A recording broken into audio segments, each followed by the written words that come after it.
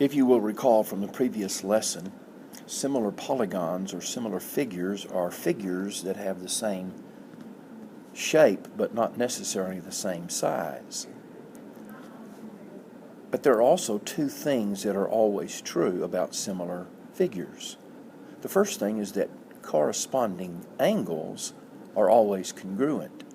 The second thing that's true is that corresponding sides are proportional. That means that you can write the corresponding sides as ratios, and that the ratios will be equal to one another in their simplified form. So with each pair of similar triangles, we can say that there is a common ratio, which is simply the ratio of the lengths of two corresponding sides. Take, for example, the two triangles there. I'm telling you that they have a side length, a bottom side length of 3 and 6. And so we can write a ratio using those two side lengths, a ratio of 3 to 6, which simplified is 1/2. Or we could write the ratio in the other order and write it as 6/3, and the simplified ratio would be 2/1. But what does this mean? It means that that common ratio is a scale factor. A scale factor, because the similar figures are simply scaled up or scaled down versions of one another. And so notice, if I take the small triangle that has the bottom length of 3 and multiply it times 2, that will give me the length of the bottom side of the large triangle. Or if I divide the large side, the side of the large triangle, 6 by 2, that will give me 3, the length of the bottom side of the small triangle. And there's that scale factor. We're either multiplying or dividing by 2 to get the dimensions or the lengths of the other triangle. So let's look at example 1 and use the figures to answer the questions that follow. We have two quadrilaterals, and we're being told that they are similar. And the question is, what is the common ratio of quadrilateral ABCD to quadrilateral EFGH? Now, when writing ratios, the order in which the parts are named, it matters. So when we say ABCD to EFGH, we're going to write the ratio with the actual numbers in that order also.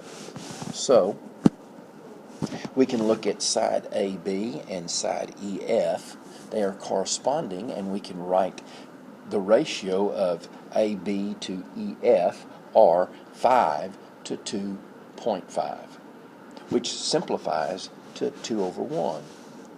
And then we can relate side BC to side FG, and their lengths can be written as a ratio of 6/3, which also simplifies to 2/1. Then we can write 8/4 as the next ratio, because side CD and side GH correspond to one another, and that ratio simplifies to 2/1. We may be seeing a pattern here, because it stands to reason then that DA to HE is the ratio 10 to 5, and that simplifies to 2/1.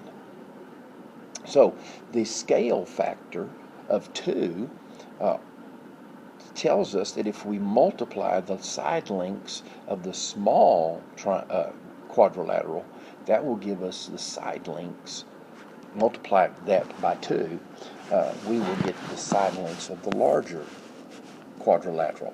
And we can reverse that by dividing the lengths of the large quadrilateral to get the lengths of the small quadrilateral.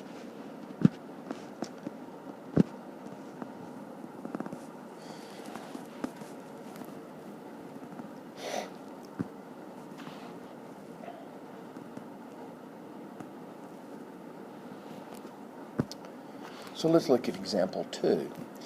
Show the ratio of the perimeters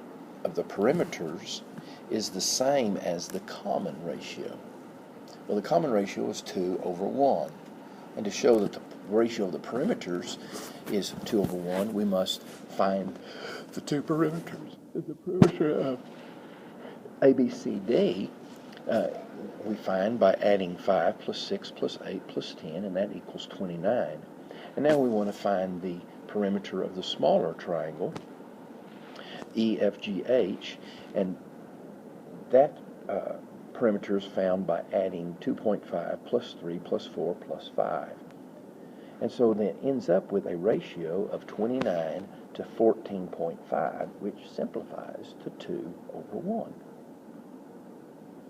And finally, example 3. What's the common ratio of quadrilateral EFGH to quadrilateral ABCD in example 1? Well, remember, order of how they are named matters. We write the ratio in the order that they're named. And since EFGH is named first and then ABCD, we will compare the length, the perimeter, or the common ratio for EFGH to the common ratio of ABCD. And so we get 1 over 2. So the common ratio can either be 1 ratio or its inverse. In this case, the ratio of 2 to 1 or the ratio of 1 to 2. Now, we will stop here for this lesson, or at least this half of the lesson, and work some practice to make sure that we have a good handle on the common ratio.